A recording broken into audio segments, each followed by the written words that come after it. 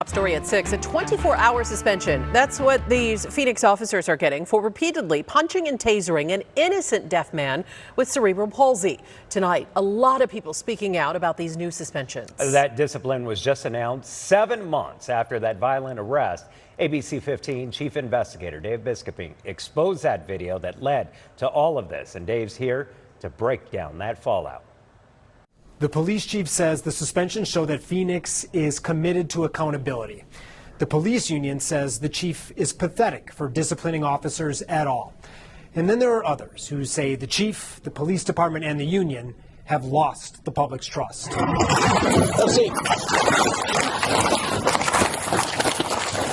Tyron McAlpin was arrested 7 months ago. Officers went after him based on entirely made-up allegations from another man. We broke the story. It immediately drew national outrage, so Phoenix opened an internal investigation. The result? The police chief issued 24-hour unpaid suspensions to the 3 officers involved. 2 of the officers will also be required to attend additional de-escalation training. What do you think about this announcement, this level of discipline for this case?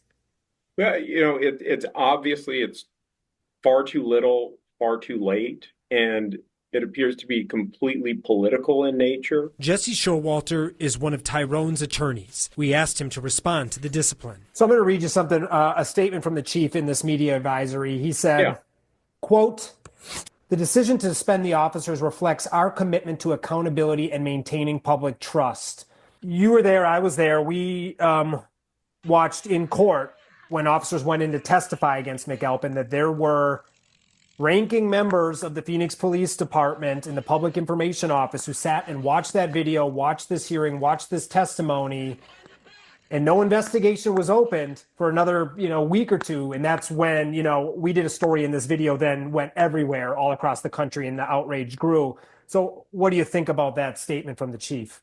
It does not seem that they are at all interested in accountability. If they were interested in accountability, they would have come out 7 months ago and said, hey, we have a problem here. The Phoenix Police Union also put out a statement about the discipline, saying they were appalled by the suspension and calling the chief shameful and pathetic. The union also claims Tyron attacked the officers. It should never be a surprise what the union says, because they have one job and one job only, and that is to prevent their officers from being held accountable. The union's just laughing at the general public. They're just laughing at the city of Phoenix, and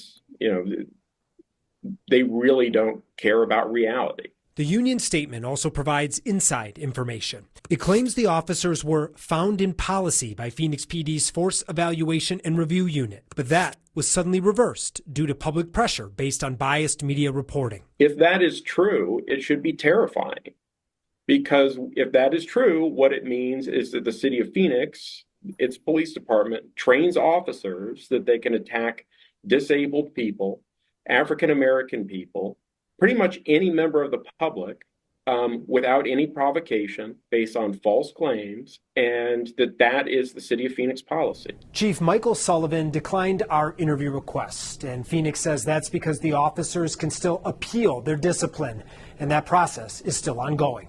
I'm investigator Dave Biscoping, ABC15 Arizona. Dave, thanks. The NAACP on this also released a pretty lengthy statement. Let's get to it in part. It says, let's be clear, this is not accountability. This is not justice. There is no community trust when a black man is assaulted, arrested, and falsely accused by the police. There is no community trust when it takes 8 months to investigate an incident that the entire country witnessed.